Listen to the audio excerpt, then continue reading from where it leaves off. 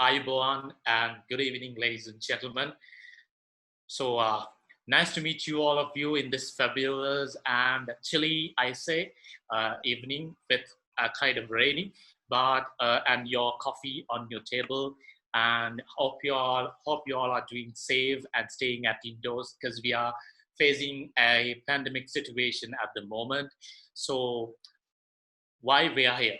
We are going to introduce you a newly rebranded NextStep 360, a project which is initiated by the Rotaract Club of University of Peradeniya.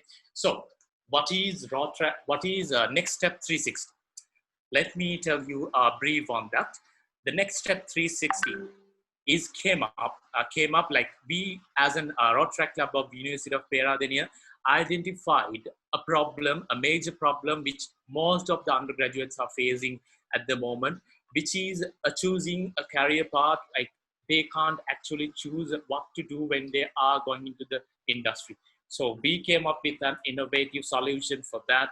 And as a result, the NextStep 360, the new rebranded NextStep 360 came into action. So what is NextStep 360 includes?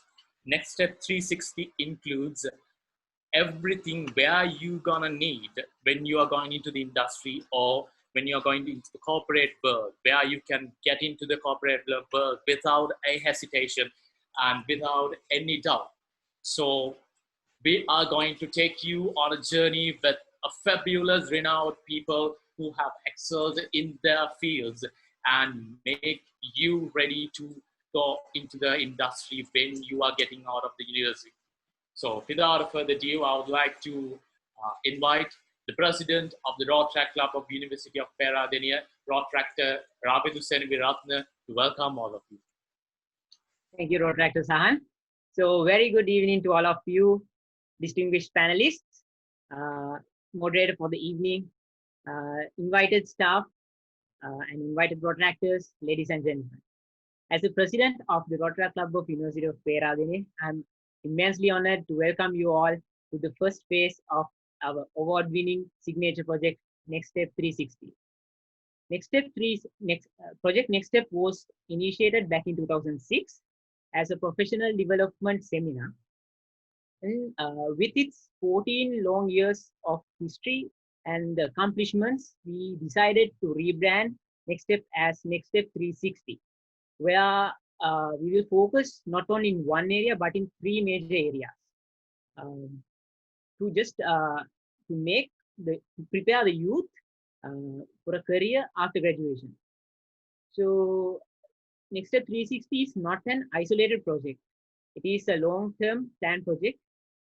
So our plan is to develop a person in at least 4 years at the university. When talking about the three major focus areas we are looking, NextStep 360 is catering for job seeking side, entrepreneurship side, and as well as academic side as well. So we will be organizing lots and lots of sessions in the near future to cater every batch and for every targets as well. So, and our final aim is to improve the skills of the university students after they leave the university and to create a recognition in the job market and to improve the reputation of our university through NextStep 360. So when walking through the NextStep, I must mention these two special names. He was one of our past president and past ADRR, Mr. Bhagyagodage. Thank you very much for laying the foundation to rebrand NextStep. And my immediate past president, Rotaractor Lahiru Disanayaka, who laid all the groundwork for NextStep 360, and he's always there to guide us. Thank you very much for that. So I won't take any much longer. So thank you very much and have a pleasant evening. To continue with the proceedings, it's over to you, Rotaractor Sahan. Yeah, thank you, Rotaractor Ramedu.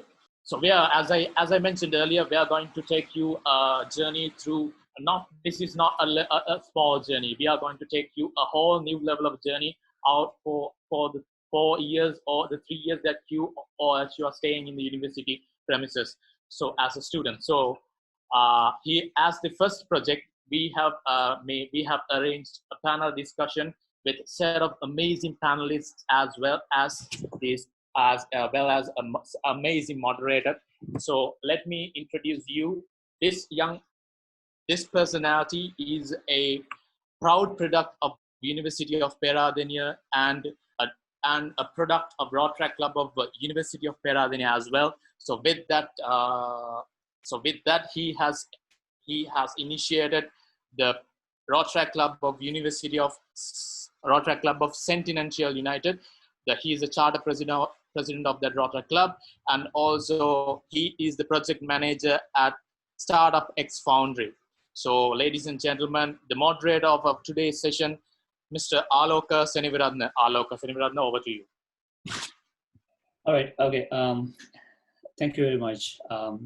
So before I begin, I think I should give you a little bit of an introduction about why this session is happening, and of course, what my involvement is. So NextStep is something that was started in 2006 because we felt a need to create a focus on undergraduates' professional development, and that actually happens to be one of the 4 areas of service for Rotaract. Professional development is because of its necessity. We actually thought that we might as well just focus on professional development. But from that point onwards, I mean, since 2006, we haven't had too much of a contact with the University Rotaract Club up until late last year, where Bag actually initiated this whole conversation between us, who actually revived the Rotaract Club of University of Peradeniya back in 2006, and he connected the relationship between us and, of course, the current board, and wanted to figure out like how we can move forward and maybe put some new impetus into whatever that we are doing. And NextStep became NextStep 360 because we wanted to focus on, instead of focusing on like career only, we wanted to focus on 3 different areas. Career is obviously one, but at the same time, we wanted to focus on academic progression because there's so much of students, undergraduates who move on to do their postgraduates as soon after they complete their graduate program. So we want to focus on that. That's the second angle. And the third angle is entrepreneurship, because we see a lot of student entrepreneurs coming up, and we also wanted to create a platform where the student entrepreneurs are given enough of an opportunity to make things happen, and of course, get enough of help, because the people who have been at University of Peradeniya, the people who have been at Rotaract Club of University of Peradeniya are actually all over the world. So most of the previous presidents are not in the country. Most of them either have completed their higher studies or are completing their higher studies, and some of them are working like really prestigious places. So we can all make use of all these opportunities available. So with that, we actually thought that might as well just focus on these different areas. And to kick off things for NextStep 360 for this year, the rebranded NextStep 360, we have, I mean, I couldn't have asked for a better panel than this. I have 3 really interesting and really knowledgeable people who are going to impart their knowledge and, of course, experience with all the participants who are in this panel discussion today. So as of right now, we have 188 participants, and it might actually increase as the time progresses. So let me come to our first panelist. So our first panelist is Dr. Lakshitha Pahalagedara. So Dr. Lakshitha Pahalagedara is actually a product of University of Peradeniya. So he right now is a senior scientist at the Sri Lanka Institute of Nanotechnology, and he's received his bachelor's degree in chemistry from Faculty of Science, University of Peradeniya, and his doctorate from University of Connecticut in material sciences. So while he was in US, he worked with the Department of Energy and private sector companies, including ExxonMobil and Corning. So if any of you guys are using a Gorilla Glass, I mean, a phone with a Gorilla Glass, chances are that Dr. Lakshitha Pahalagedara has made some contributions to what you use today. So right now he's actually the business development, head of business development at SLINTEC. And this is actually quite an interesting role that he actually has. Now, because of the work that I do, I get to work with Dr. Lakshitha Pahalagedara quite closely. But if I know one thing about the role that he has, so he is the head of business development and also a scientist. I can't think of many people who have those two roles combined together. So it's actually a very, very rare privilege to have him here today. And what he would share would be of a lot of value to everyone who's participating in this session. So on top of that, and this is something that's really interesting, he's also a member of the National Innovation and Entrepreneurship Steering Committee for Sri Lanka. So the amount of work that he does in innovation and entrepreneurship, as well as actual advanced sciences and research, is amazing. So I'm really glad to have Dr. Lakshitha Pahalagedara in our session today. My next panelist is Dr. Nirmal De Silva. So he's an entrepreneur, a board director, a startup mentor, and an associate professor in business. So Dr. Nirmal De Silva is an award-winning business professional and has over 20 years of experience, C-level experience. This is really important. Not many people in Sri Lanka have 20 years of C-level experience, but Dr. Nirmal De Silva happens to be one of those rare ones. And he has provided leadership to a number of multinational companies. And he is right now the co-founder, he co-founded a company called Paramount and China Consulting. He's a co-founder CEO of these actually two companies, Paramount and China Consulting. So most of Sri Lankans got to know Dr. Nirmal De Silva through his contribution to the revolutionary Adaptability program, where he mentored and of course like created impetus for a lot of the like rural entrepreneurs who haven't had an opportunity like that ever before. So the amount of work that he has done through Adaptability is actually quite amazing. And every time I go to outstations, there are so much of people who talk about him and the impact that they have, that he has created to the program, as well as to his advice that he has given. So right now he's serves in the board of several companies, and he is a visiting lecturer and a thesis advisor for doctoral level programs in a number of local and international universities. And one thing I got to know about him is that he's a dreamer who always focused on the process rather than on the result. And his mantra is that mindset is more important than the skill set. I think that last piece is really important for pretty much everyone who's participating in this session today. That is, mindset is more important than the skill set. Now, last but not by any means the least, I have Ms. Sandya Salgado. Now, Ms. Sandya Salgado is someone I had the pleasure of working with also. She has over 30 years of experience in advertising sector. And one of the things that sets her different from pretty much everyone else is the amount of contributions that she has done and the amount of trailblazing that she has done over the last 30 or so years. So yes, she has done a lot of work in advertising, but she is known as one of the mothers of activation in Sri Lanka. So the amount of work that she has done is absolutely amazing. And one thing that all of you should understand is that, advertising industry happened to be a man's world. And Sandya actually came in and changed that paradigm into something completely different. And on top of that, she also brought in this Sinhala thinking into the English thinking advertising industry. And the amount of things that she has done over her illustrious career is amazing. And every time I speak to people in the advertising sector, the amount of references that they give to her just shows me like, how much of impact that she has created. So, I mean, apart from this is the stuff that I know about her personally. Apart from that, she gave her input to implement the first ever International Film Festival in Colombo, IFCC in 2014, and subsequently IFCC in 2015. She's the former CEO of Ogilvy Action, where she did amazing work for activation, and was the Senior Communications and External Affairs Officer for Sri Lanka and Maldives in the World Bank. She is currently an independent director at the Seylan Bank, and of course a non-executive board member of Seylan. So, I mean, like I said, okay, I couldn't have asked for a better panel than this to talk about, next steps for all the undergraduates at University of Peradeniya. And with that, I would like to go directly to our panel discussion.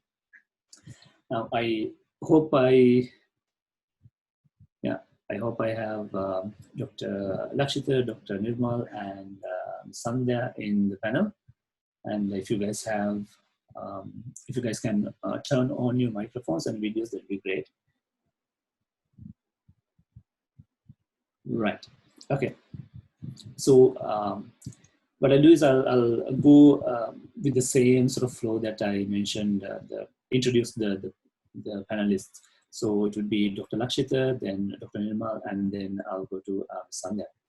So Dr. Lakshitha, my first question is to you. Now, what should an undergraduate consider when he or she wants to decide to follow a postgraduate course soon after completing their bachelor's? Good evening to you. Thank you very much for inviting me as a panelist to this great event, which I take it's a great pleasure for me to join this event. And to answer your question, I think my job is today to identify the role of education in deciding your future path and in deciding where you belong. So I hope that most of the audience are from the undergraduate students. So they're mainly focusing on education right now. Education is teaching and learning. So as undergraduate students, most of us are doing learning, the second part. And we do teaching as well, certain times. But we are mainly focusing on learning. We go to lectures, we listen to lecturers, and then we study, we take our notes, and then we study them. Apart from that, we learn from internet, we learn from magazines, we learn from journal papers and all these things. So after all, we gain some knowledge, and that's what we do as undergraduates. And at the end of the fourth year, we sit for the exam, and then finally we get graduated. And that's where the problem starts. So now we have two main options. One option is to go for higher studies and do join teams of PhDs. Another option is to join the industry and then find your career path and then move step by step while doing all professional exams and all these things. So these are the main two pathways. Apart from, except your dental students, dental science students, all the other students, even medical students have this problem because even they have to select which pathway that they should go. They should select what's the area that they should specialize on. So almost all the university students have this problem. So what I would say is, if you like to do higher studies, if you're willing to do higher studies, that's the best thing that you can do. Because there's a reason behind that. Education is, I would say, education is the backbone. And if you have the backbone right, if you have a nicely functioning backbone, then you can move anywhere you would like to. You can go to any place you would like to, you would love to. And you can bend towards any direction that you want. But for all of these things, you have to have your backbone, a functional backbone. Your spinal cord has to work properly. Without that, you would do the same thing, but it would be much harder. So that's why I say that it's always better to have your educational qualifications with you. So pursuing postgraduate degrees is one of them. And then I would like to add something else. Education is one thing, and there is another thing called non-formal education, where you learn things through experience. So one example is being a member of a club.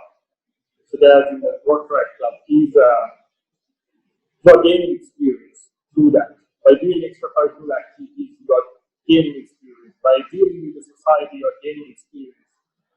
And all these things are the things that you are passionate about. That's why you do that. Even if you play cricket, if you play rugby, you are passionate about doing that. That's why you do that, and you gain experiences on the things that you are really passionate about. So, in one way, you have educational qualifications which you earn through formal education, and on the other side, you have experiences that you gain through the things that you would love.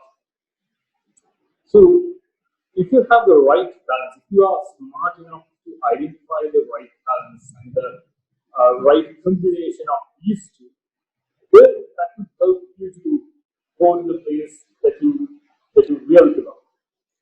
If you have only education without these experiences, you would go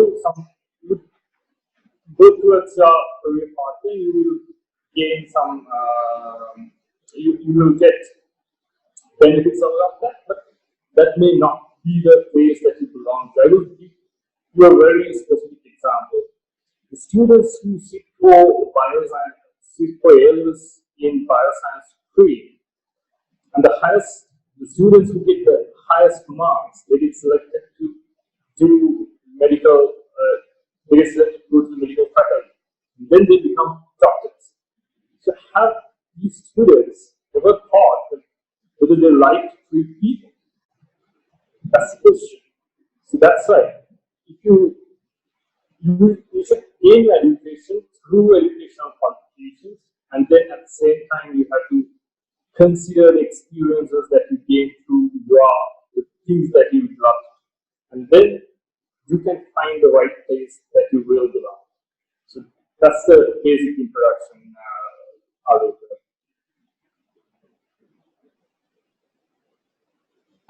Thank you very much, Dr. Lakshitha. I mean, that's actually quite insightful, and you were talking about multiple things that's going to be very important for students, especially in when they're shifting from undergraduates to graduates, and you were talking about like why the extracurricular activities are also really important, and of course how activities like what we do at Rotaract can also be useful for a lot of these guys when they move on. So I think that's a really good way to look at things, and of course it's more like a very holistic way of approaching education, and of course moving forward with postgraduates. Now with that, I would like to move to Dr. Michael, because now like Dr. Lakshitha talked about how postgraduates is going to be important, and how whatever that we do is going to be important in terms of a postgraduate perspective. But my question to you, Dr. Michael, is that why would now one of the biggest things that we are seeing right now is that there's a lot of student entrepreneurs coming up.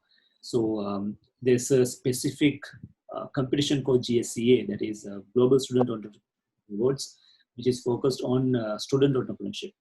Now, why should someone consider, or should someone consider student entrepreneurship as an option during their undergraduates? What's your opinion about it? Right. Alok, thank you very much. First and foremost, let me say Ayubowan to everybody, and Lakmani and Jayaveva. Thank you very much for that very kind introduction. It's an absolute pleasure to be here today amidst this wonderful panel. I'm also seeing Sandya after a very, very long time, since the time that we many years ago tried to do an MBA, and it's great to see her as well. Absolute pleasure to speak to the future economic drivers of this country. I believe guiding the next generation, it's not a choice, it's a responsibility of us. So thank you very much for having me here. So if I may dig a little bit deeper into your question, Aloka, I believe fundamentally one of the areas that we've missed out as a country, especially when we compare ourselves with our regional counterparts, we've been focusing too much on functional related roles. I think culturally we always have an ideal job, an ideal career pathway. We've almost been programmed to decide on what our future is. Now, on the other side of it, one of the biggest issues that we have, at least in this part of the world, is that our ratio per capita of entrepreneurs are very low. And in Sri Lanka, we have less than 2% in comparison to our population. You take Vietnam, Thailand, etc. It's far more larger and with a far more larger population. And what entrepreneurs do day in, day out, and I'm sure you can vouch for it as well, because you see a lot of entrepreneurs every day, is that they solve real problems. At least they attempt to solve real problems. And what we need is now, rather than functional specialists, we need problem solvers. And that's why the World Economic Forum each and every year talks about problem solving as one of the key traits or key skills that everybody needs to have. So why should a student at University of Peradeniya or anywhere in the country look into entrepreneurship whilst being in university? Because it's a super platform. It's a scenario where you have a lot of friends to test market your product. You got enough and more knowledge resources, both inside the campus and through alumni and the other networks. And on top of that, there are a lot of support mechanisms available for universities. I know the private sector has a high involvement at the university level in terms of creating entrepreneurship and innovation. And we got state and state-related entities also working very closely. And where more better opportunity. Compared with 15, 20 years ago, Aloka, when we got into the game of entrepreneurship, I just hope that we had so much of opportunities, because we would have failed faster and learned faster. We are still failing and we are still learning, there's no doubt about it. But the opportunities are far, far more greater. So I think it's a huge opportunity. The other thing, I need to be very brutally honest as well. Whilst these students have done wonderfully well to get into university with Sri Lanka's competitive exam mindset, we also need to understand that being in a university and having a quality education is a privilege. It is, you are actually lucky. There are a lot of people in this world who do not have access to quality education. And the biggest issue that I always tell the future generation is that opportunities come and go. It's up to you to grab it. And if you think and act like an entrepreneur, you don't need to be an entrepreneur yourself. At least if you have the basic thinking of an entrepreneur, even when you go to an organization, you can look at innovative ways of solving organizational problems. And that's what we need. So if I had an opportunity to go back to university, be an entrepreneur, that's the first thing that I'm going to do. Of course, not forgetting I need to pass the exams and somehow get that piece of paper. But that piece of paper is valid to only the number of years that you put in. What you learn from the real world, like what Dr. Lakshitha said, and what you learn from interacting with others, smart people, passionate people towards a cause, impact creators, is where you can actually leap from your journey and be different. And I use the word hashtag different and hashtag patta, because you need to be a patta, boy or girl, if you have to be different. And I'm using it in a very simplistic language, because you need to understand it's not about just being another member of the race. It's about leading the race, leading from the front and being different. And I think we have a wonderful opportunity. I'm a firm believer that Sri Lanka can. And the only population who can do it better than what we have done and what we have failed is the generation that I'm speaking to most privilegedly now. Yeah, agreed. So thank you very much, Dr. Nirmal, for that, because I think that actually brings that the insights that we've had over the years about entrepreneurship, and of course bringing students into entrepreneurship. And you're absolutely right when you say that, okay, universities is a place for doing a lot of research and figuring out, okay, what's the viability of whatever that we are working on. Just to put things in perspective, we have like 216 participants in this Zoom call. Like, when would we be able to have 260 participants if not for something like this? So yeah, so thank you very much for that. And now I'm going to move to Sandya. But before I go to Miss Sandya, there's one thing that I want to bring to all our attention, and that is University of Kerala historically have had a majority female student population. And one of the biggest things that I am seeing, or I have seen over the years, is that this student population, female student population, is not necessarily represented that well when it comes to the job market or when it comes to the entrepreneurial sector. Now, Sandhya happens to be one of those people who actually went against all the norms, went against the grain and did something on and made stuff happen. As one of my colleagues from the advertising field put out, he told me that, okay, Sandhya is a woman of action, and I quite agree. Now, Ms. Sandhya, now my question to you is, now I talked about this gap between, having a lot of female graduates, but not being represented that well in the job market. In your opinion, like, how should we bring this, or how should we bridge this gap of not having enough female representation in the job market?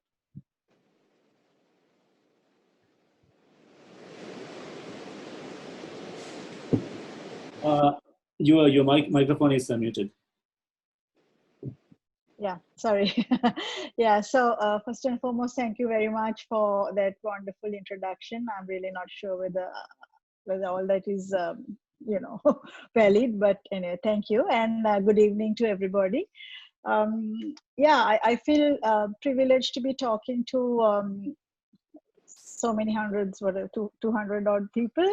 I love imparting my knowledge or my experiences with young, hopeful students, especially from the university. So it's a lovely feeling.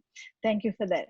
To answer your question, I do know that in the university system, barring the engineering and the IT departments, high majority of students are female, and then they drop off as they go along. So what is the main reason?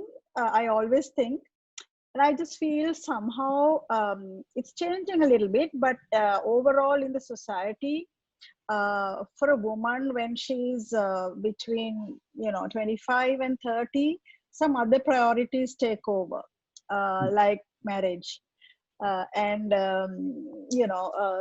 socially acceptable stuff. A girl after a degree, so she has got a degree, so that's fine. So one box ticked, but the next box is a man, right? So then it's a case of the family either pushing the girl to get married, or she has found a partner in the university itself and waiting to get out of the university to tie the knot. And then her priorities completely change, especially because during the time that she may be dating or courting the husband to be, or boyfriend or whoever, all the stories of, oh, you can do whatever you want, and all of those things happen. But the day after marriage, sometimes everything changes. I find that is a big issue. I'm not saying that is right or wrong. I'm not making a judgment call on that, but that seems to be a problem, especially in today's context where young people are living on their own when they get married and they have kids. Okay. Then is there something wrong? Hello? Yeah. Yeah. So in that context, I feel that the woman most often makes a sacrifice. And I call it a sacrifice because it is a sacrifice. So I just want to go back to my life because I like to take some experiences from my life. So I was going out with my then boyfriend, now my husband of 30 odd years. I was 15 when I met him. I did my O-levels, did my A-levels, did my degree, all of that while he was hanging around.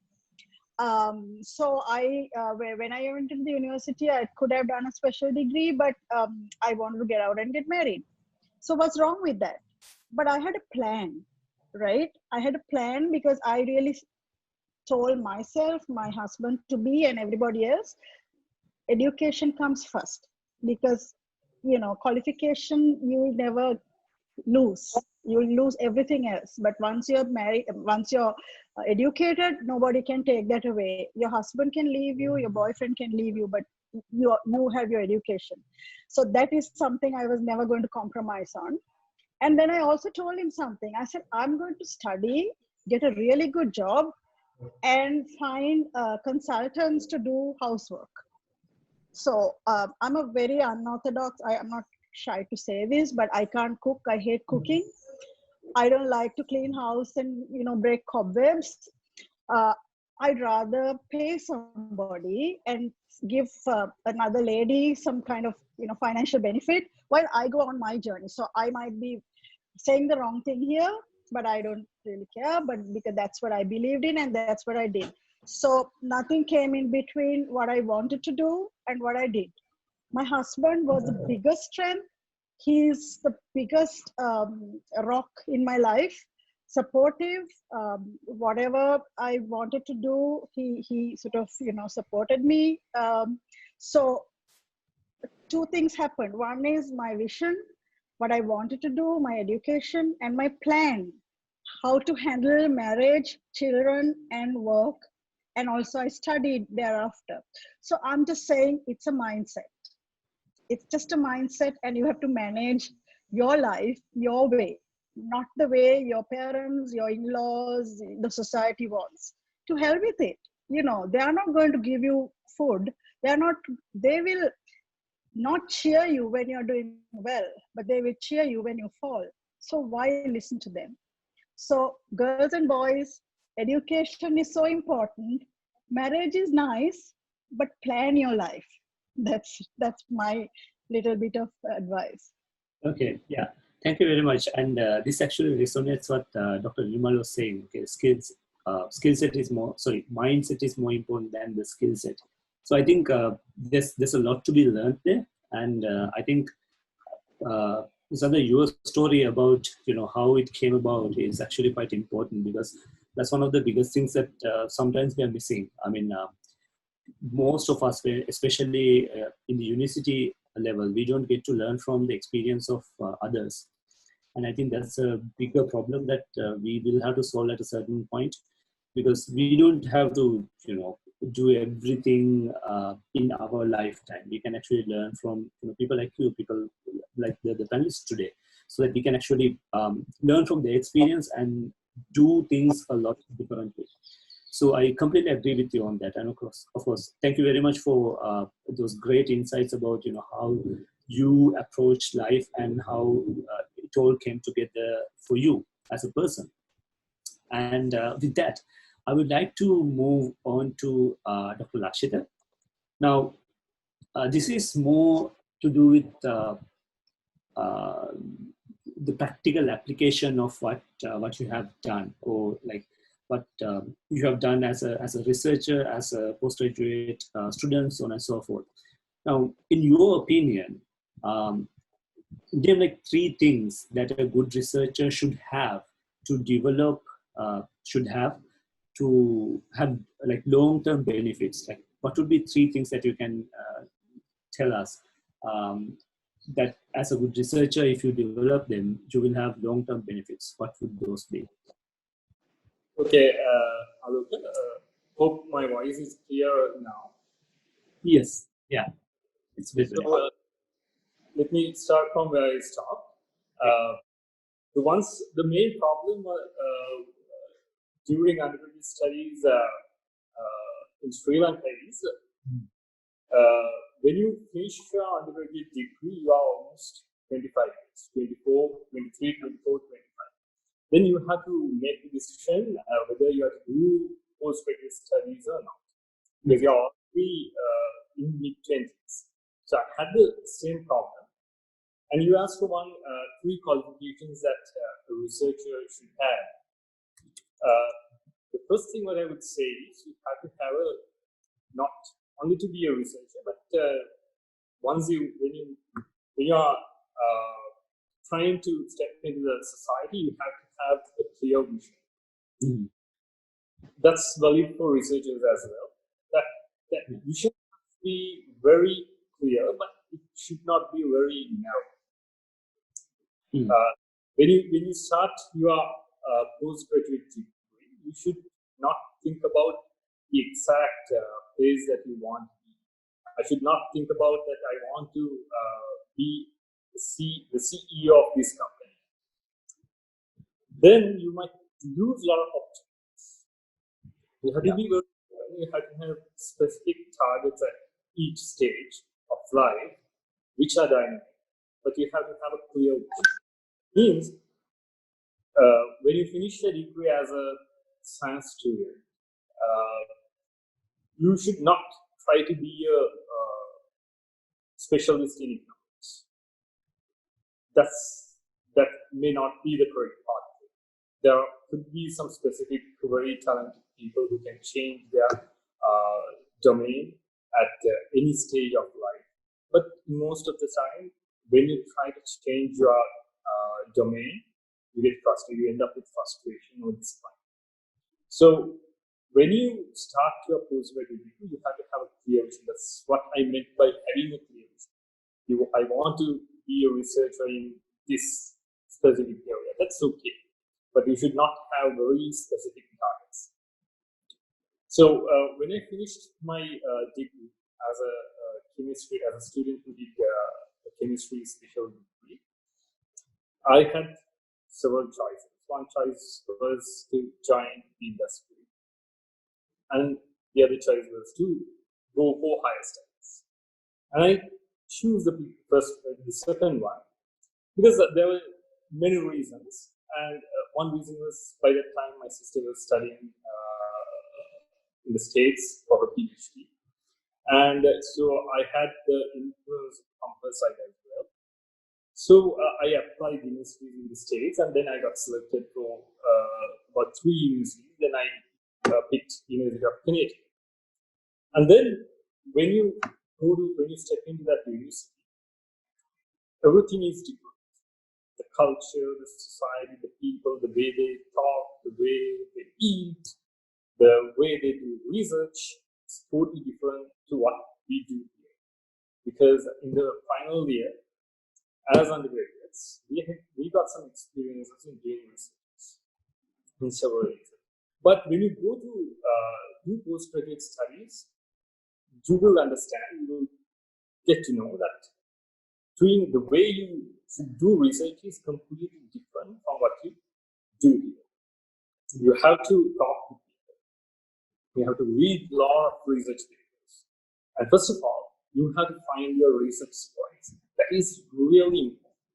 Really, really important. Picking your research voice. There are many factors affecting that because your whole life depends on the supervisor that you choose. So when you try to choose your supervisor, there are many options. There are about 30 odd people in the faculty in any given department. And then you have to pick the right supervisor. So things get much harder when you have a lot of options. So what I did was, as a researcher, I thought that I tried to figure out the type of work that I would love.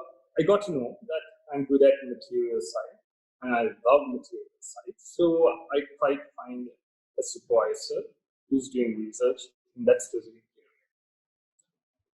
And then you have to consider several other factors as well. For example, the research funding. This is what I did. This might be wrong, but I considered his funding lines as well, whether this supervisor has enough funding. And the type of work he does. Because from the very beginning, I love to work with the industry. So in that case, I had to pick a supervisor who does projects for the industry.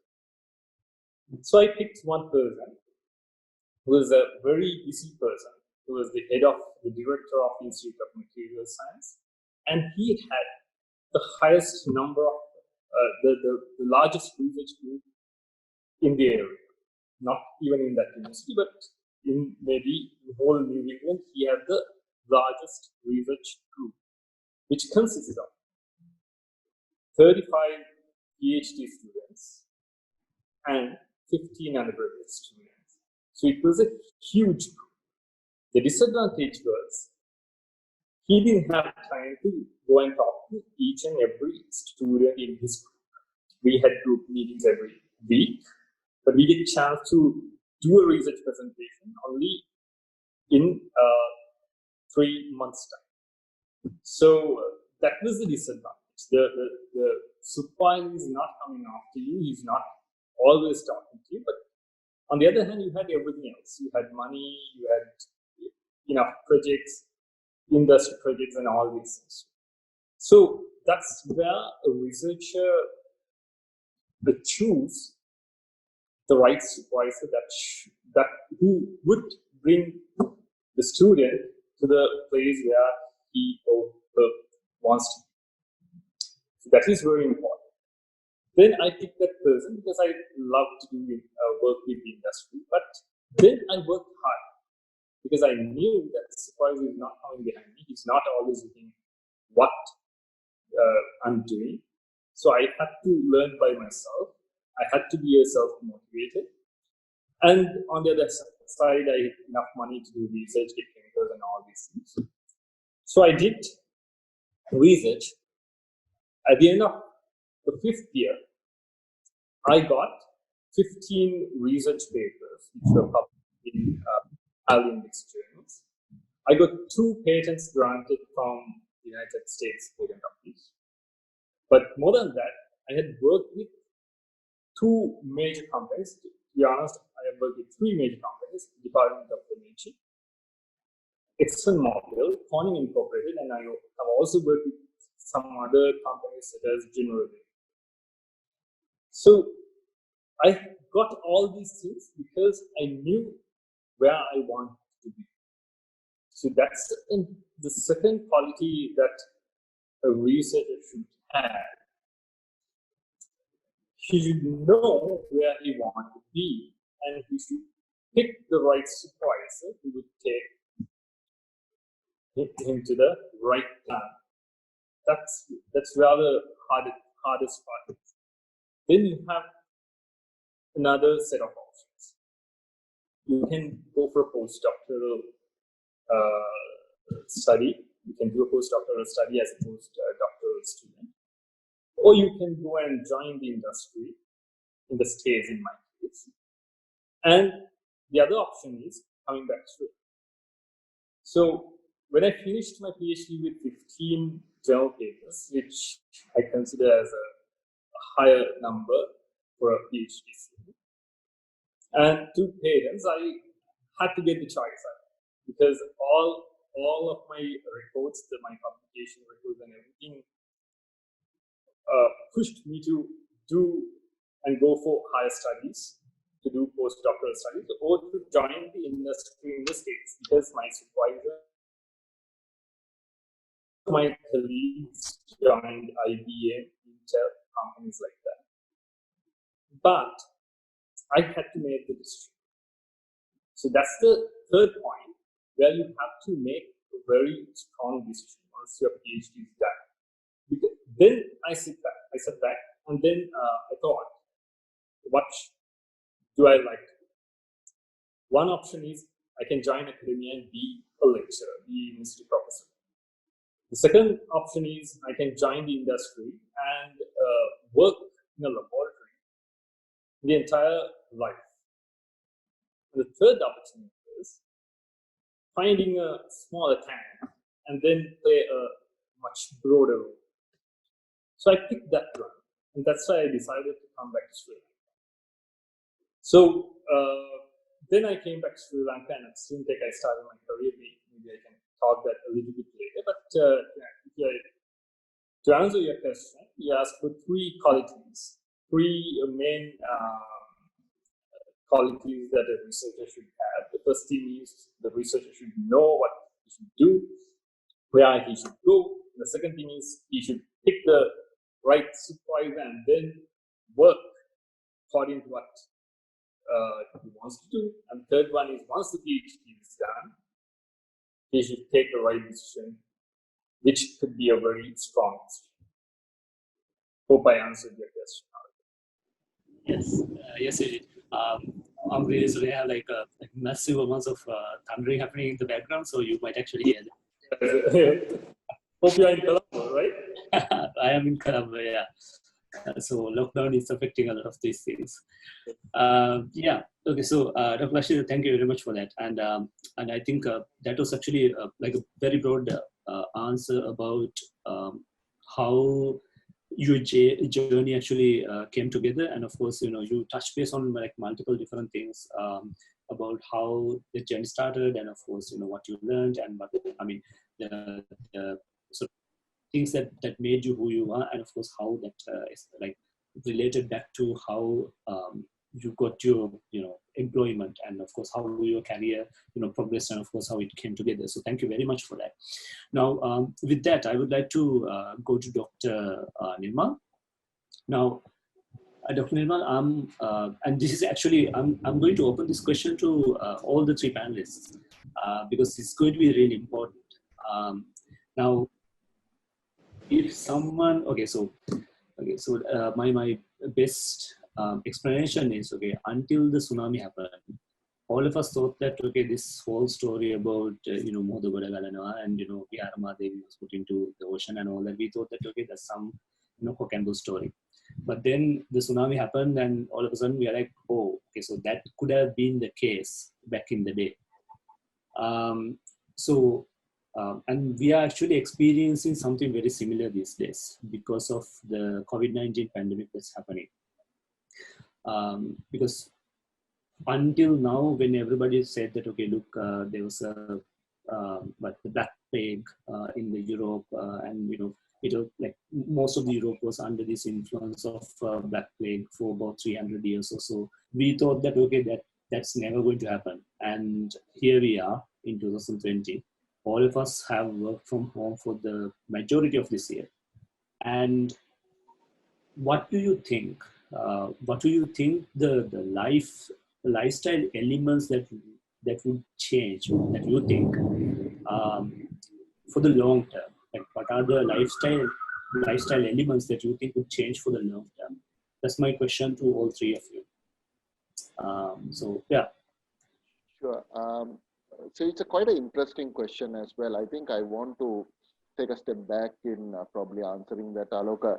I think Sri Lanka is a very resilient nation. We had a 30+ year war. We had Easter Sunday attacks 2 years ago, and now we are going through the motions of a pandemic.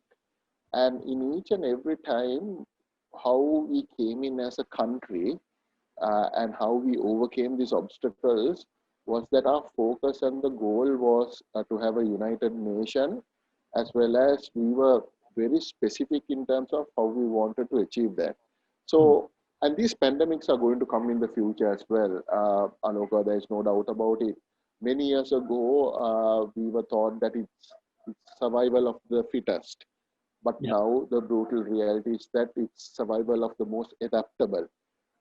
So for the university students who are listening to this program in any part of the world, the key thing is how adaptable and flexible are you as an individual. We need to understand few things which are going to permanently change as a result of the pandemic.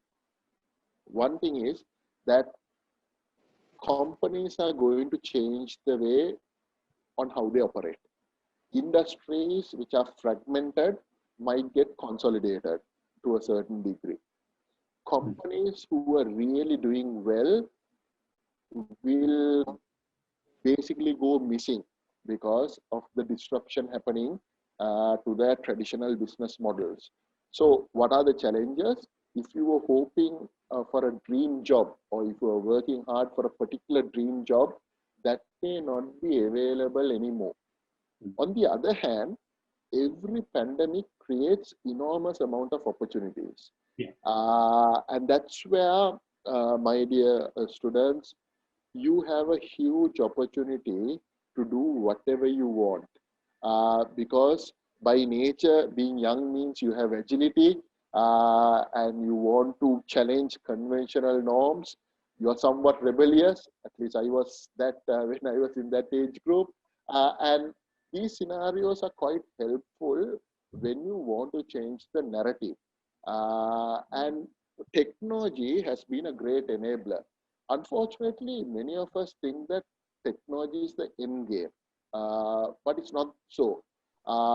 It's only the enabler. So at the moment, going into simple YouTube, you can learn many things that conventional books may not teach you. You can understand anything. Even to code now, we have young children, 6, 7, 8, 9, 10 years, starting to learn coding at a very young age. So there is huge amount of opportunities. So I think the first thing that we need to keep in mind is that we need to be adaptable. Do not be fixated with one goal. Yes, you might be following a particular career pathway, a particular education stream, but continuous professional development, CPD, is the way forward. So few questions that I would like to ask my dear students listening here today. During the lockdown, how many of you all went and did a free course available in all the platforms? Now, most of the universities provide some wonderful free courses. Or how many of you all are watching movies alone and enjoying time and chatting with friends, etc.? You can do that, but it's all about time management. And it's about having discipline. If you are to be successful, if you are to be an impact-driven person, you need to have a relentless pursuit of discipline. Discipline towards your goal. Discipline in terms of identifying opportunities faster than others. And more importantly, discipline to execute whatever strategy or plan that you have in mind. So it's extremely critical, A, to be nimble and agile and adaptable, B, to continuously learn. Last but not the least, it's very, very important to network. So if I take a very simple and a quick example, Aloka, from my own life, is that at the moment on a typical day, I run plus or minus 17 companies. The reason why I say plus or minus is it might add, or we might decide to sell off or something like that. And at that point of time, I also have a wonderful family, a wife and 3 kids. I'm in number of steering committees. I do mentoring and so forth. And I just have the same 24 hours that everybody has. And the reason I'm able to manage that is, to a certain degree, having the discipline on prioritizing. More often than not, we are stressing out on things beyond our control. Most of the university students that I talk to and have a wonderful chat, they are thinking about 15, 20, 25 years ahead. I met some students talking about retirement. That's far, far more long way ahead. Focus on the nitty-gritties. Focus on what you can control at the point of time and try to be the best version yourself. If you try to be the best version yourself, chances are that you will succeed in whatever you do. But this is a game. Life is a game. It's a tough game. But you need to create the rules of engagement, and you need to play the game in your pace. That's the humble advice I could give Aloka to that question. Sure, thank you very much. So Ms. Sandya and Dr. Lakshitha, what do you have to add to this? So the question was, again, what are the lifestyle elements that you think would change for the long term with the pandemic, and how should we change with those things? Look, I think now you can see with this pandemic, everything hasn't changed. The way we go to work, the way we dress, the way we eat, the way we communicate, everything has been changed. So and there will be a lot of there will be a lot of innovations in the future, which will help the people to adjust to these kind of situations. For example, from food to the mobile phones that you use, these could be one day they will come up with antibacterial mobile phones with antibacterial or antimicrobial, antiviral coatings. And there will be food which contains a lot of nutraceuticals or natural medicine or preventive medicine. So that would prevent you from getting exposed to the viruses and other bacteria sort of stuff. For example, one good example is we take cinnamon. Cinnamon has, which in Sri Lanka you have very high quality cinnamon. And cinnamon has these antimicrobial properties, and so everything will get changed, and you will have to get used to that. And there will be, as I mentioned, and there will be some other products. Now, we just launched with Atlas. SLINTEC launched with Atlas an antimicrobial book, exercise book, where the cover has an antimicrobial coating. So there will be a lot of new products. So I think this is the time for the students or the postgraduate students to direct their studies to focus on these aspects. What will in the future, they can think about that, and what would help the mankind in the future. So I think as responsible people, all the university students who get graduated should get this idea very, very in a very good way, and then they should try to come up with something which would help the whole nation, not only our country, but the whole world. So you don't have to be a material scientist to come up with these products, but even if you are a student who does economics, then you can come up with new methods, new ways of theories that would help the world to face these kind of situations, because we know that even in Sri Lanka, many people have lost their jobs, and there are payment cuts of 75% in the tourism industry. So you have to come up with new models, new business models, new engagement models, new communication models. So I think all should contribute to this effort, and then that's how we can come up with this economic, we can get rid of this economic crisis. Okay. Yeah, agreed. I mean, that's a really interesting thing that you mentioned about, how the products and the services are going to improve, especially to address the issue we're having right now. So, and I think that, okay, I mean, it's a good example that you brought out about, how Atlas have, collaborated with SLINTEC to come up with this new product. And that actually makes a lot of sense, especially at this point of time. So I think that's something that, I mean, there's a lot that we can learn from that. And of course, all the participants will be able to think about it when they want to do their researches or when they want to do the final year thesis and such. So yeah, thank you very much for that. That's actually quite insightful. So Ms. Sandya, what's your take on it? Okay, so in your opinion, like how would our lifestyle change now that we are facing this pandemic, and okay, that's going to be a new reality? Yeah, so while a lot of people sort of look at some negatives of the pandemic, I think it's a fantastic time to do soul searching. Never have we had this kind of time for us to really go within us and try to understand who are we, what are we good at, what are our passions, what can we really do to the society that would give us joy, and at the same time find it to be a career or pastime or hobby or whatever. So what I find is this is really a good time for introspection. And one main thing about working during a pandemic is being disciplined.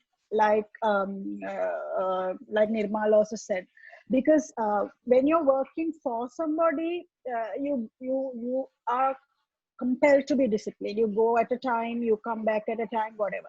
But when you're working from home, especially young people, they're on the phone or they're doing whatever till 2, 3 in the morning, and they wake up at 10, 11 in the morning or later.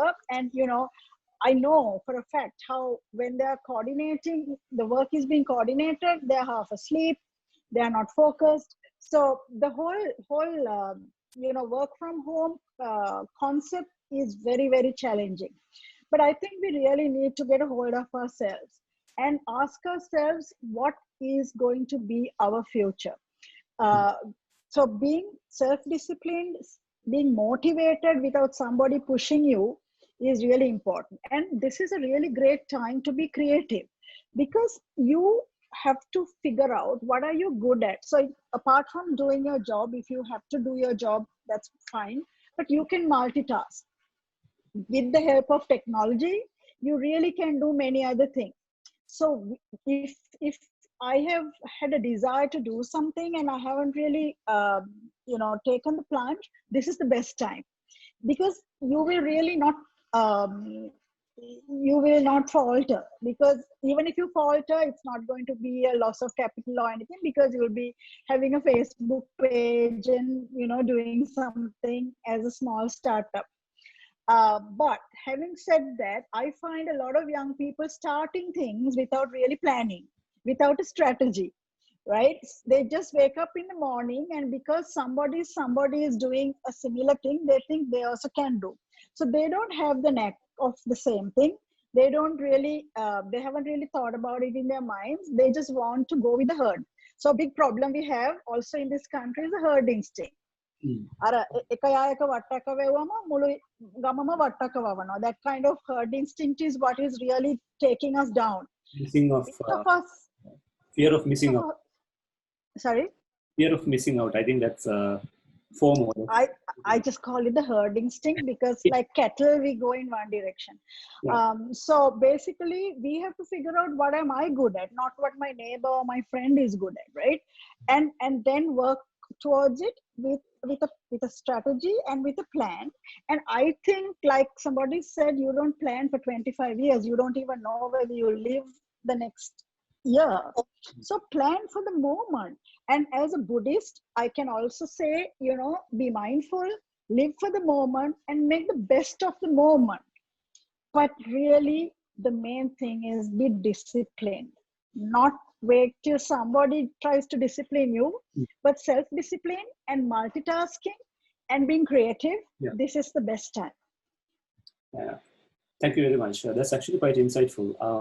I mean, the discipline part of it is certainly really important, because working from home is a new reality that all of us are like getting used to. And now one of the biggest things is like, how do you set up your background in the back so that it doesn't show anything? It looks nice, so on and so forth. So yeah, you're absolutely right when you said that. Okay, the new realities are such. Yeah. With that, I would like to move to Dr. Nirmal, and I would like to ask him a question that has been coming up quite a lot, especially in the entrepreneurial circles, and that is we usually see founders coming from very uniform backgrounds. So for example, it's very common to, like, when you speak to founding teams, it's very common to see engineers, just a bunch of engineers getting together and coming up with a startup, or like a bunch of creatives coming up with an idea, then setting up a startup, so on and so forth. Like very uniform, like they have the same skill sets. Now this actually leads to scaling issues, because that's where we work in investments and incubation. My question to you is, okay, how can an university undergraduate use something like Rotaract to create diversity within the ranks of his or her startup? What would be the best way to go forward? Well, to be honest, Aloka, I think the answer also is there within the question. The reason being is that Rotaract is providing unlimited opportunities, right? It's a very vast area.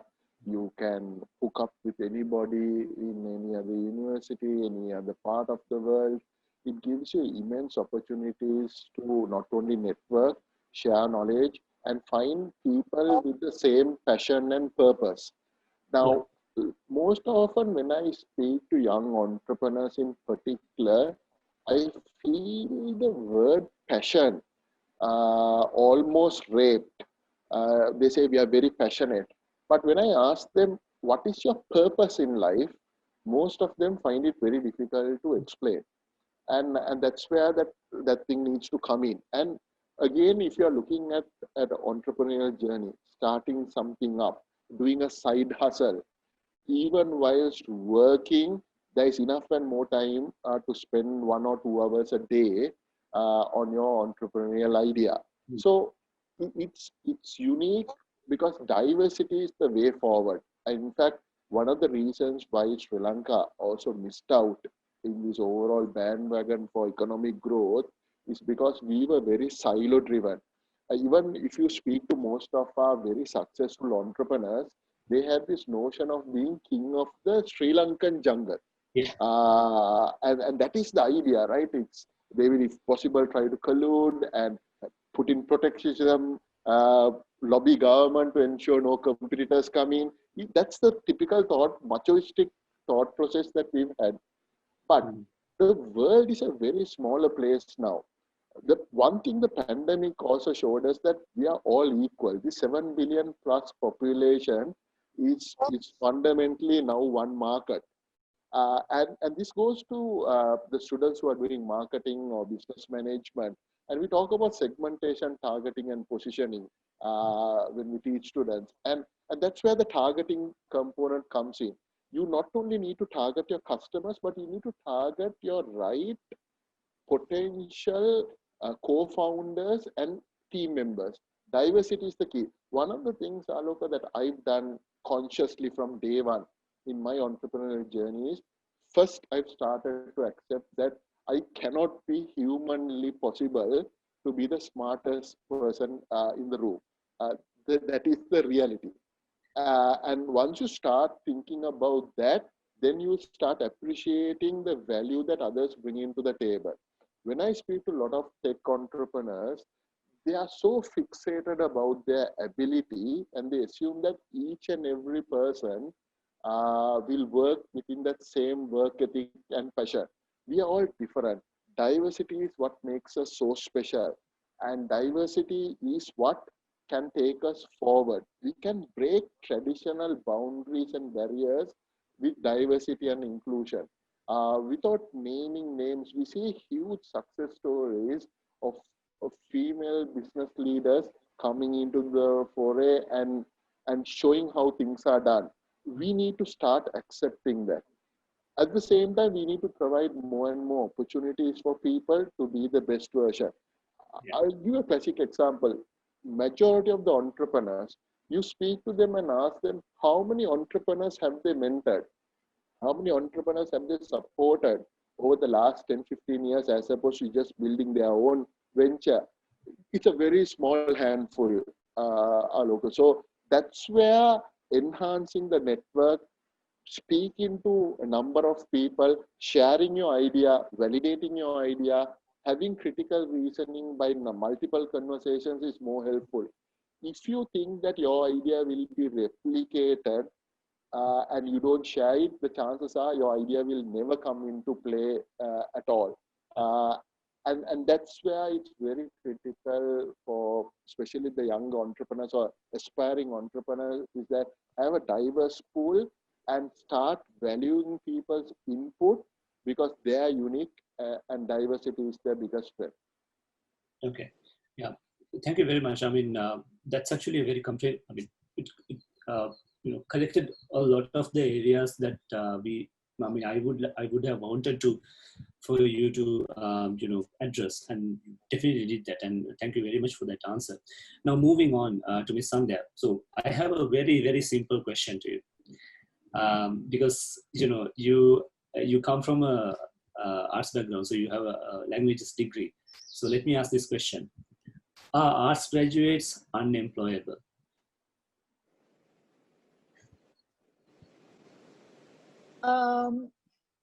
Well, I don't think one can generalize and say yes or no, Yeah. because it has nothing to do with your degree. It has all to do with yourself. So if you have some kind of a passion, a vision, and a mission about what you want to do, whether you've done arts or science or anything else, I don't think it's to do with your degree. Because I don't also believe that you have to look for a job within the range of your degree.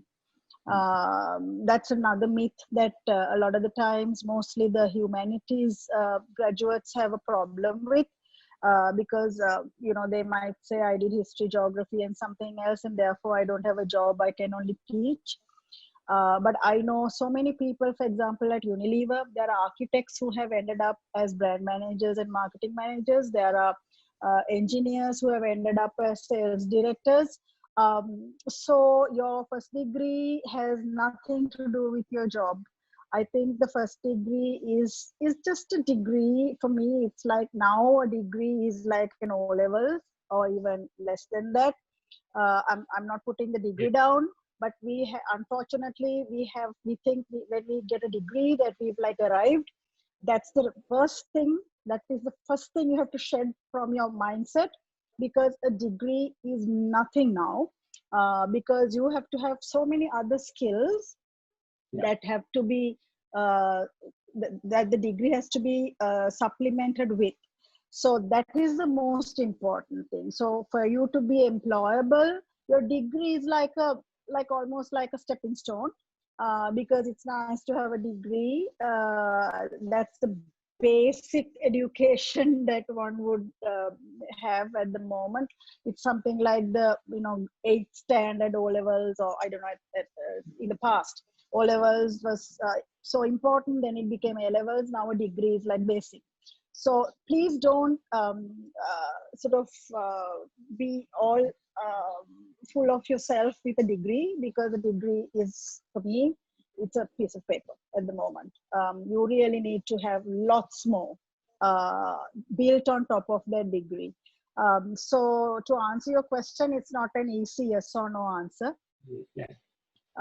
It is what you make out of your life with your degree that matters. So yeah. Okay, so I specifically asked that question based on a conversation that we had yesterday, myself and Ms. Sandya, because I also happen to have an arts degree, but what I'm doing right now is completely different to what I learned at the university. So as far as I'm concerned, and this is one of the biggest problems that a lot of the arts graduates have, is that they think that, okay, having an arts degree is a bit of a downer. From that point onwards, they can't actually rise up. But it's never the case. Like, there's so much of things that you can do. It's just that, like Dr. Nirmal said, and of course emphasized by Ms. Sandya, is that, okay, it's a mindset that matters. It's not the skill set. So as long as you have the mindset, you can actually do things that matters regardless of what the degree or the qualification that you have. Now, I have a final question for all three of you. And that is, okay, now one of the biggest complaints that we are hearing from a lot of people is that the university education system is not changing fast enough. Now, honestly, I can't comment on that, because I have not been not involved in the university education system since I left university. But what we are seeing right now is that a lot of the undergraduates, or the graduates who come out of universities, when we want to embrace them into our startups or our corporate work culture, so on and so forth, there's so much of things that we have to do so that they are enabled to get into the working culture quite effectively in terms of their skill sets, in terms of their competencies, so on and so forth. Now, imagine if the curricula is not changing fast enough. What can the undergraduates do to create a change by themselves? I mean, if the curricula is not changing fast enough, what are the changes that the undergraduates can effect by themselves so that they get to that point? What's your opinion? So I think in Sri Lanka now, a lot of universities, I'm talking about the humanities and even engineering and IT, they all have their internship programs and their, work in a company kind of program. So those are really good because that experience really gives the employer as well as the student some kind of an idea of the area that they may be interested in working. So because sometimes they just go to a company not related to their course of study, but they might find that aspect interesting, or they may hate it. So they at least get an idea of what they should be doing or what they shouldn't be doing. So right now, lots of universities have realized that even if the curricula is not changed, that work experience really add value to the degree, because when you pass out after 3 or 4 years, you have also had like a 6-month or some kind of experience within your 4-year or 3-year degree. So that is one thing. The other thing that I think students should do is actually network with people. That is something I find they don't do.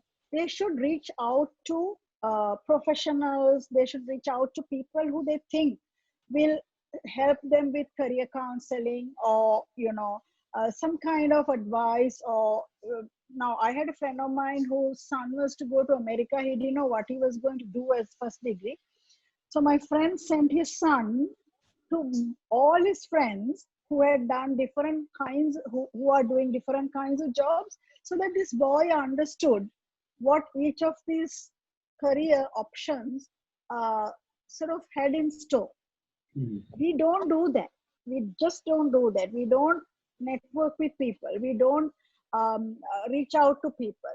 A lot of the young boys and girls who I hired when I was at Ogilvy, they reached out to me much before they actually left university. They heard about, these outfits, and they would call, or they would come and see me, have chats with me. And then I would earmark them and, tell them, why don't you join us when you finish your degree? So this is another thing. And I think employers, not all, but they're happy to help the students and our future generation. So they must make use of some kind of friends or networks, or their relations, friends and family, and reach out to different people who are interesting. They should Google, they should research. I mean, now computer is there. You can stop people if you want to do whatever, but find people who are interesting. It may not be their subject. It may be a completely different subject,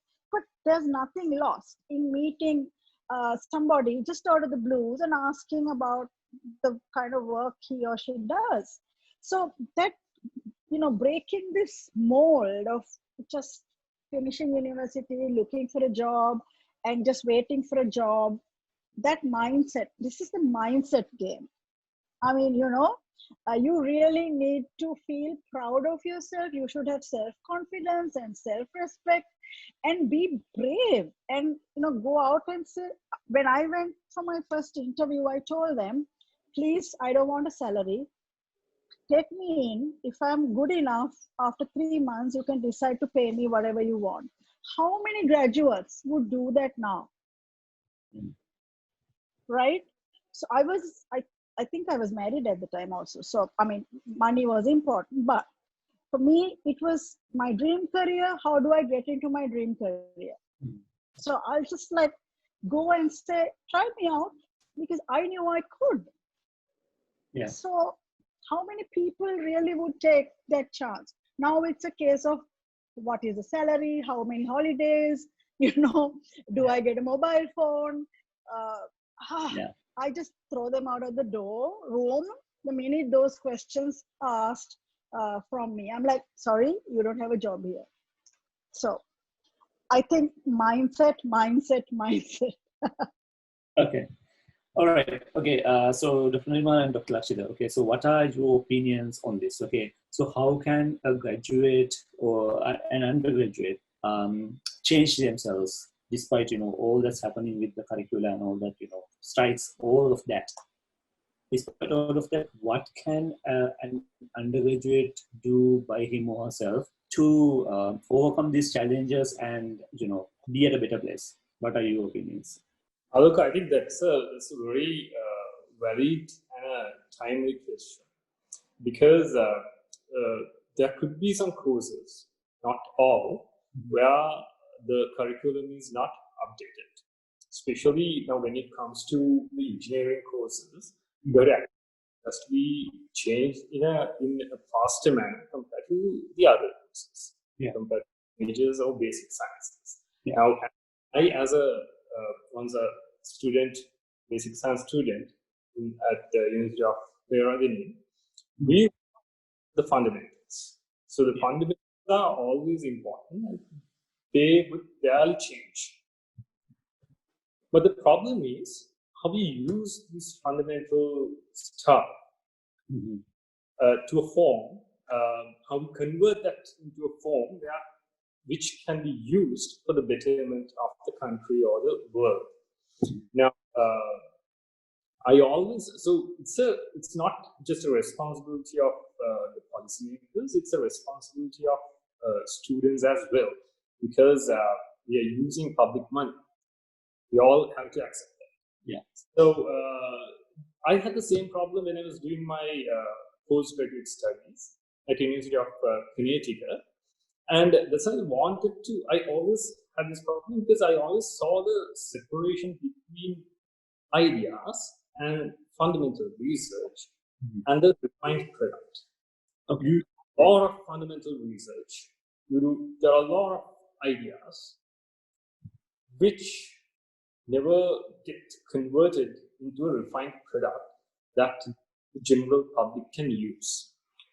So when it comes to the developed countries, such as the States, Europe, or Australia, they have enough budgets for these kind of research. But compared to that, we, being a developing country, we still allocate some amount, a reasonable amount of money for free education. And at any given time, if you check with all the universities, there are a number of researchers going on. Maybe not compared to the level of the researchers being done in the developed countries, but we still spend a large amount of money on chemicals, on the salaries of the lecturers, on the salaries of non-academic staff. So we spend a lot of money, a fairly larger portion of money on basic or the fundamental research at universities. But if you consider and if you check the percentage of these researchers which get converted into a product, it's very low. That is where the void is. I always saw that. And that's why I decided to come back to Sri Lanka at this place. And even though I had very high number of publications, my publication record is typically the publication record is measured by practical H-index, and I have a H-index of 15, which most of the university professors do not have. But I still don't want to join universities. I have never sent an application to Sri Lankan universities to join academia, because this is my personal opinion. If I wanted to join academia, I would have done a fundamental research during my postgraduate study. Then I might have joined academia, and still I could have contributed in a fairly good way. But I saw that the void is here, the main void is here, and there are enough people in the country to bridge that gap. That's why I came back to Sri Lanka and I joined SLINTEC, because SLINTEC, which is SLINTEC is the abbreviation for Sri Lanka Institute of Nanotechnology. This is an institute of nanotechnology research institute which does research to commercialize. Otherwise, it would be a fundamental research institute just like NIFs. This is different. This place is different. There is a public-private partnership.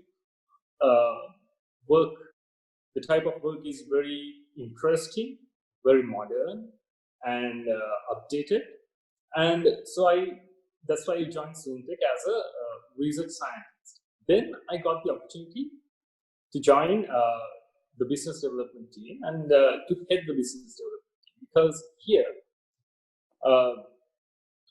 the person who's heading the business development team should speak the language that the scientists speak, and also he should understand the language that the enterprise speak. So then you have to make the match, which is fairly difficult, because in other countries, in the industries, there are separate R&D divisions where highly qualified PhDs are involved. But here it's different, more product oriented, not looking at very high-tech market, but still you have to convince them, and you have to always understand the language the scientists speak. The scientists do not have, most of the scientists do not have the business perspective of the work that we do. They get influenced, and they get excited by the novel scientific finding, which could be very interesting in terms of the scientific background, but which could not be converted into a product when you consider the supply of raw materials, the other policies. You have to import most of the stuff from other countries, and then you have to think about the processes, whether the process is viable, whether you have to add different machinery, you have to come up with a totally novel process. So all these factors affect, and then you have to think about the market, the market size, and whether you are planning to approach the international market. So you have to think about all these things. So I thought someone has to be there to bridge this gap. So I got this opportunity. Yes, Dr. Nirmal correctly mentioned, once you give an opportunity, because opportunities are not you don't always get opportunities. They are very scarce. But once you get an opportunity, you should be able to identify that as an opportunity, and then you should grab it and you should perform it. So even when Ravi invited me to join this, take a part of this event, I considered that as an opportunity. So because if I can influence at least a set of people, a small bunch of people, to think in the way that I thought, because it's true that fundamental research is important, but you have to think about applied research as well. That's how the country gets benefited. Now, if you consider the economy of our country, our exports are much lower compared to our imports. There's a gap of at least $11 billion. So if you want to bridge this gap, you have to come up with high-tech products. You have to increase your exports. You cannot come up with cheaper products because India, China, Vietnam, they do, because they have enough raw materials, they have the basic factories, they have acid plants, and they have all these things. So they have chemicals, raw materials, and they have cheap labor compared to Sri Lanka. So coming up with cheap products is not an option for Sri Lanka. You have to come up with value-added products. At the same time, you have to find unique products which Sri Lanka can produce. So, but there has to be a person who should bridge this gap between the fundamental research and the final outcome. So when it comes to I just spoke considering my domain of education, science, special material science. But when it comes to all the undergraduates, for their specific domain, there could be some bridging processes like that. So you have to identify where the wide is, how the country could get benefited, how the world could get benefited, and then try to bridge that gap. Okay, yeah. Thank you very much. Thank you very much for that. Okay, so So now with that, I would like to quickly go to Dr. Nirmal to get his opinion about, okay, what can the undergraduates do to upgrade themselves, so uplift themselves in terms of their skill sets, in terms of their knowledge. If the curricula is not changing fast enough, what can they do?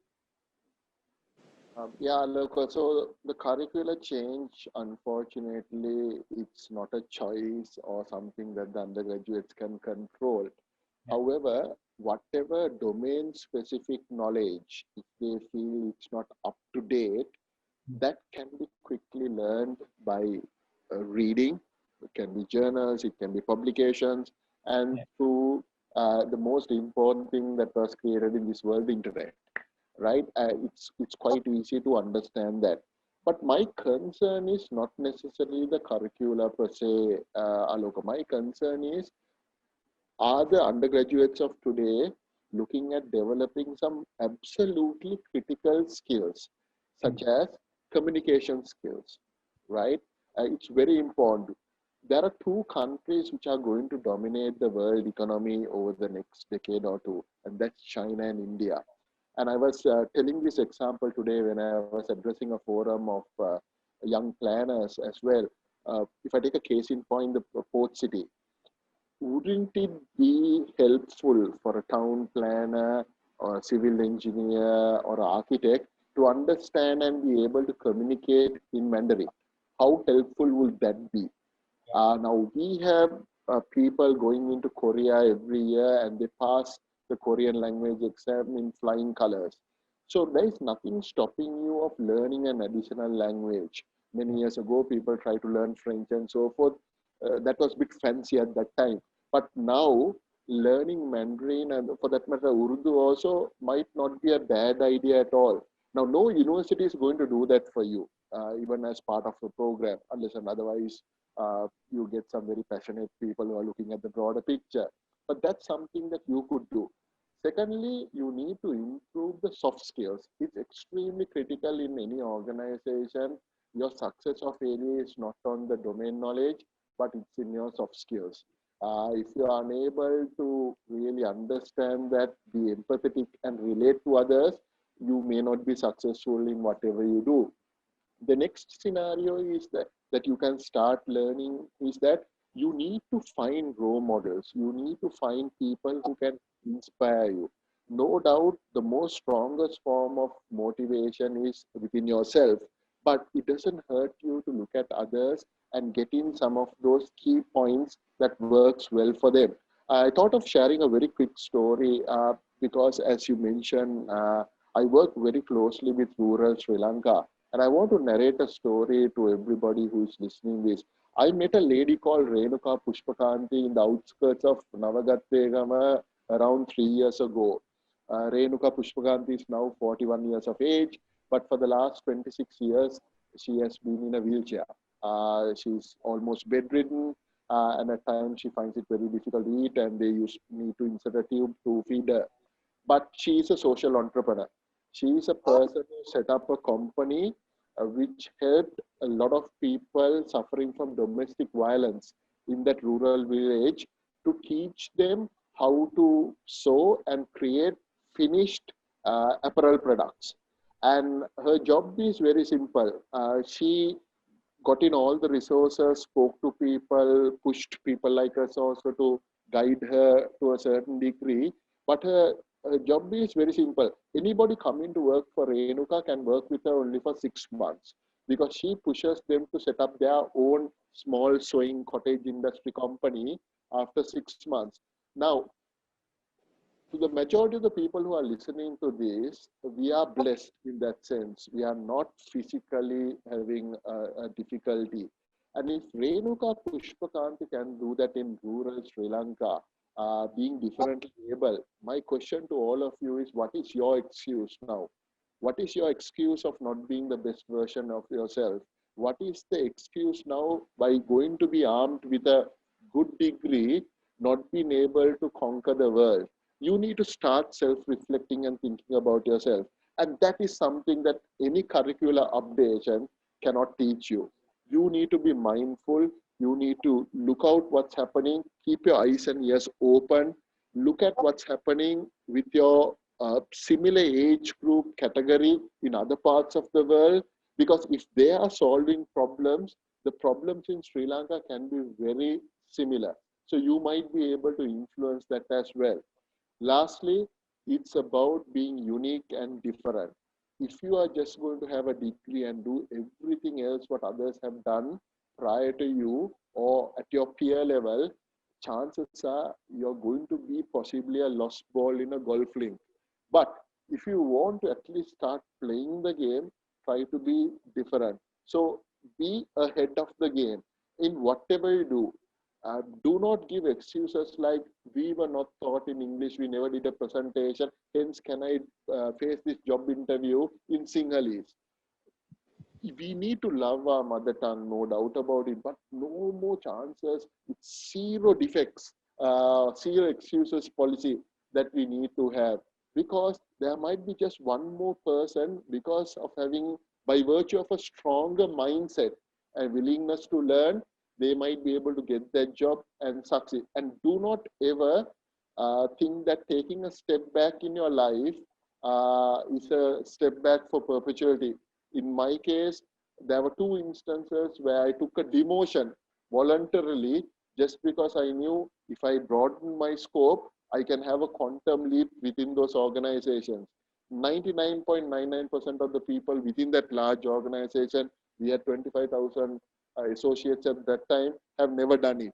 But sometimes you need to do things differently if you want to reach your targets faster. So that's my take on that, Aloka. Thank you very much. I mean, couldn't have asked for any better, parting words for this session. So thank you very much to all our panelists, because there's so much of things that even I learned, because listening to them, listening to their life stories and the experiences have been an amazing experience for me personally, and I'm sure it was the same case for pretty much everyone else who participated in this session. So thank you very much again to Dr. Lakshitha, Dr. Nirmal, and Ms. Sandya for spending about 2 hours with us and sharing your experience about how you came about these things, and of course answering some very valid questions about what an undergraduate should be thinking about. And it was an amazing honor to have had this opportunity of moderating this panel. And with that, I would like to thank you again for taking the time. And with that, I would like to hand this session back over to the host of this event. So, yeah. Just one more thing, Aloka, if you don't mind, if I may add. Absolutely. I didn't know that we were concluding it. So I just want to wish everybody all the best. Stay safe.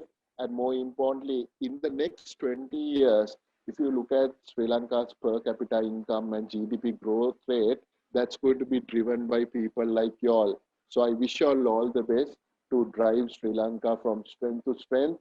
And as I always say, Sri Lankans, we can. I definitely, and I'm sure the fellow 2 panelists also will agree, we have utmost faith in the youth of Sri Lanka.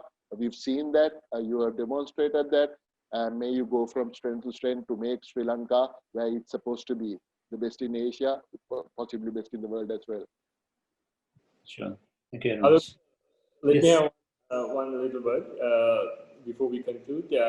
So what all the time, what I wanted to say was, don't consider education, further education, postgraduate education as an obstacle because of the time that it takes from your life. But instead of that, try to find the right educational pathway and use take the best use out of that, and grab opportunities, and then use that experience and education qualification to help you to go where you want to be. So that's the final message that I want to keep. Thank you very much. Thank you very much. So, Ms. Sandya, any parting words? I want to say it in Sinhala. මේ දවස්වල COVID වලට බය ඉන්නවා. නමුත් මම හිතන්නේ ජීවිතේ ජය ගන්න අර උණ කියන එක හදා ගන්න ඕනේ. උණට වැඩි උණ සන්නිපාතය වගේ හදා ගන්න ඕනේ. මොකද ඒක තියෙනකොට විතරයි තමන්ගේ ජීවිතේ අර ජීවිතේ මල් කියන්න පුළුවන්. හොඳ උණක් හදාගන්න ගත්තේ නැත්නම් වැඩක් නැහැ. ඒක නිසා මම හැමෝටම කියන්නේ කොවිඩ් වලින් හැදෙන උණ නෙමෙයි අර ඇඟ ඇතුළෙන්ම එන ඒ උණ හදාගන්න බය වෙන්නත් එපා. ඒ උණ හොඳ කරගන්නත් එපා. හැමෝටම සුබ අනාගතයක්. Thank you very much. So yeah, now with that, I would like to hand this session back over. Okay, thank you, Aloka. Thank you very much. And thank you, our dearest panelists, for sharing the valuable and most grateful and most invaluable experience with us, with these young undergraduates who are willing to step into the industry in few more years or coming few months.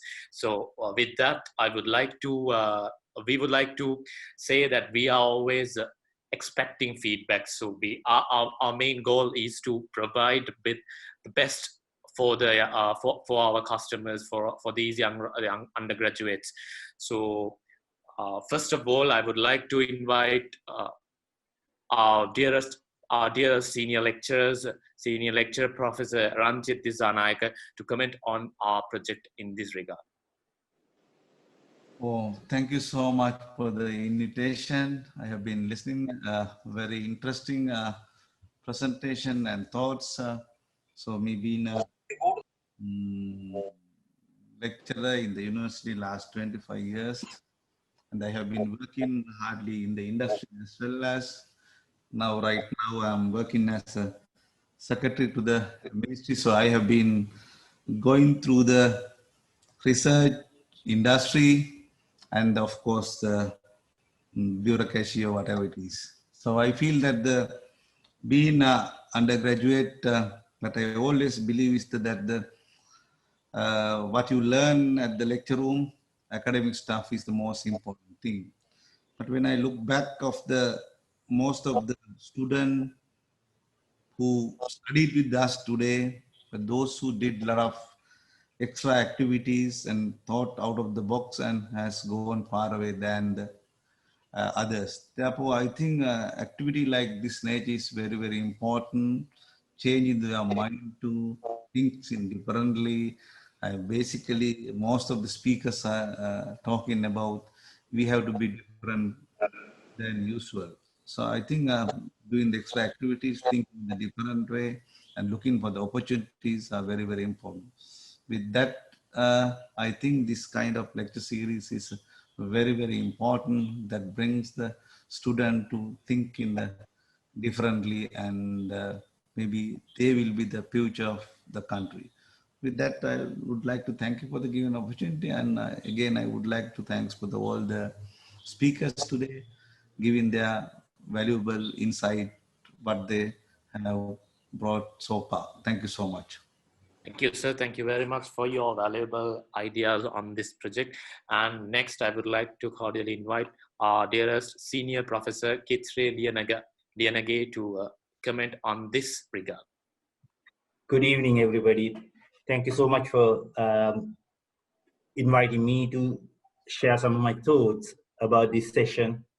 I was listening to all speakers who are talking about a lot of things in a very broad spectrum of subjects, and telling our young generation what to be looked at, what to be followed, how to shape up, so on and so forth. I think these are very valuable ideas which I believe the young generation would find very useful when they are trying to shape their lives. Not only their professional career, but their lives themselves. Of course, I mean, my experience since my undergraduate goes back to more than 4 decades. So I've been seeing social transformations, I mean, the technology transformations, how they are changing the society, and how people are basically becoming that we passed and have come to the today's world, where we are being sort of like plagued by many more challenging problems, and COVID being one of them. Anyway,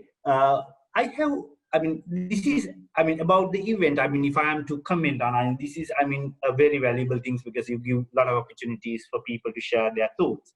Something which I would like to basically pass on to for others as well is our readiness to look beyond the outcomes of our activities. Now, we always, I think, in many occasions, we set targets and then we achieve those targets, and okay, we are happy about the outcome. But what are the consequences of such outcomes? And where we would be, we are not very much focused on. So therefore, there are many occasions where we are not very sure about the particular outcome we have targeted is the best outcome that we have expected, because we fail to look beyond that outcome. So I think in your life, in your shaping up your life, you really need to look at beyond your targets and their impacts and possible consequences. So this is one important aspect. And I think we have been talking a lot about the adaptability, and that's a very important thing. Of course, adaptability is something that nobody can live without today in today's context. Adaptability is not something that you can say, I'm going to be adaptable. But that comes with the quality which basically describes the broadness of your sense. What kind of sense that you have about various things, how broad your sense. So these are the kind of things I believe that as a young people, you should try to basically get yourself trained in. These are not going to come automatically. Adaptability is not something which is just going to come into you. You need to get yourself trained. You need to, I think, get yourself educated to become adaptable. And also, another important thing for the young generation would be trust. We try to live in silos and believe that, we just can learn everything on our own. So my feeling is that, we need to come out of those silos and rely on peer learning a lot. So there may be many more, maybe in a future day we might be able to share, but I believe that, the points that all other speakers really brought forward and little compliments that I have added to them would be useful for you guys in your future careers. So, so look broad, take up challenges, try to walk across borders of disciplines. Don't try to get, I heard that somebody asking the question that are arts graduates unemployable? I think this degree, your reliance on degree for an employment is perhaps a wrong concept. So I think you need to come out of that. Whether you do arts, whether you do engineering, your employability is pretty much defined by your adaptability. That's an acquired quality, and your brevity to take up challenges. So with those few comments, let me again congratulate the people who have the volunteers who have organized this thing for the benefit of the students, and let me also thank, or rather express my gratitude to those who have basically shared their ideas. And with that, those short remarks, thank you very much, guys. Thank you very much for inviting me. Very good evening for everybody. Thank you very much, sir, for your valuable remarks on this project. And we would like to tell you that with this, we would like to wrap up this session for today. But I would like to remind you that there will be a special session for you to tell you what sort of a person are you, like to make you let us choose you, or let you choose what sort of a career that might suit you. So to get that test, there will be a test tomorrow happening from 6 p.m. to 8 p.m. So I invite all of you to join with that as well. So with that, the first session of the Next Step 360 concluded right here. So thank you thank you everyone for joining with us, and thank you Mr. Aloka for the moderating this session, as well as our dearest panelists as well. So thank you very much for joining with us, and let's meet tomorrow.